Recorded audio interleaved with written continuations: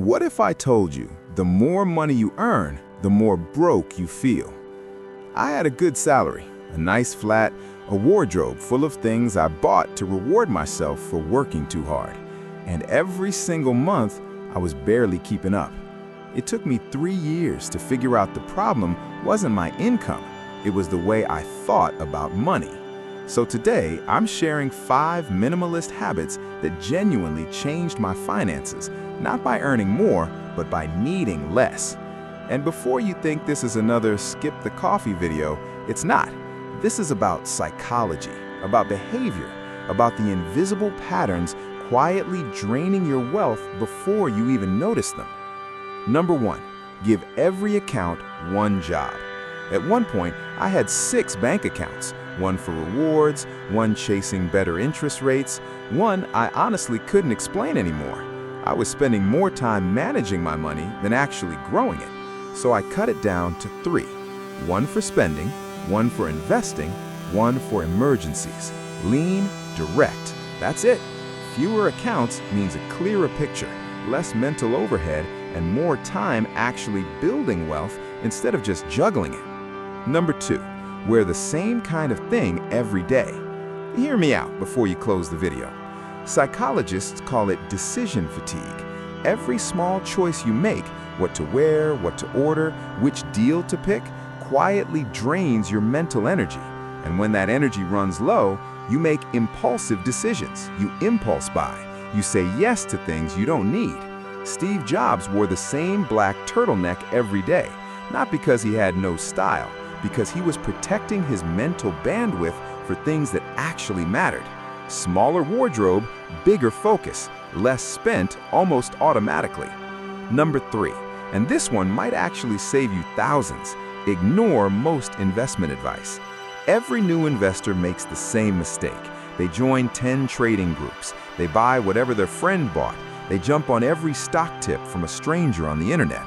A long-running study found that the average investor significantly underperforms the market, not because they pick bad stocks, but because they trade too often. Fees stack up, emotions kick in, they buy high, panic, sell low. The minimalist approach to investing: cut the noise. Index funds, long-term, boring strategy. And boring is exactly what makes you rich. Number 4, invest before you feel it. Here's something wild. A Goldman Sachs survey found that households earning $300,000 to $500,000 a year said they're living paycheck to paycheck. I used to think that was ridiculous. Then I got my first big raise, and within 6 months, I had absorbed the entire thing.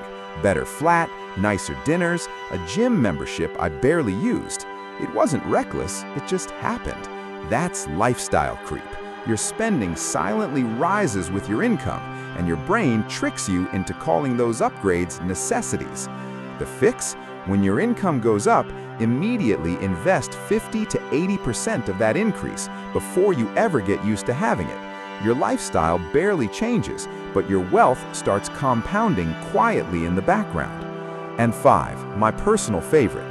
I used to have Amazon, ASOS, and 3 other shopping apps on my home screen, and I'd open them without even thinking, waiting for the kettle, sitting on the tube, lying in bed at midnight. Card details saved, address saved, one tap, and it was ordered before I'd actually decided I wanted it.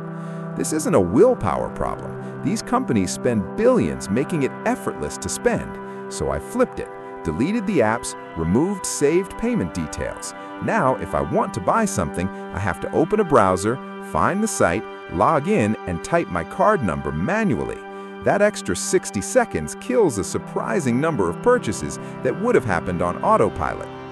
Real minimalism, the financial kind, isn't about deprivation. It's not about selling everything you own or moving into a tiny house. It's about being intentional, knowing what you actually need, and cutting everything that's just noise. The less you're trying to keep up with, the more clearly you can see what you actually want your life to look like. And that clarity, that's worth more than almost anything money can buy. Which one of these hit closest to home for you? Let me know in the comments. I actually read them. And if this was useful, share it with someone who needs to hear it. See you in the next one.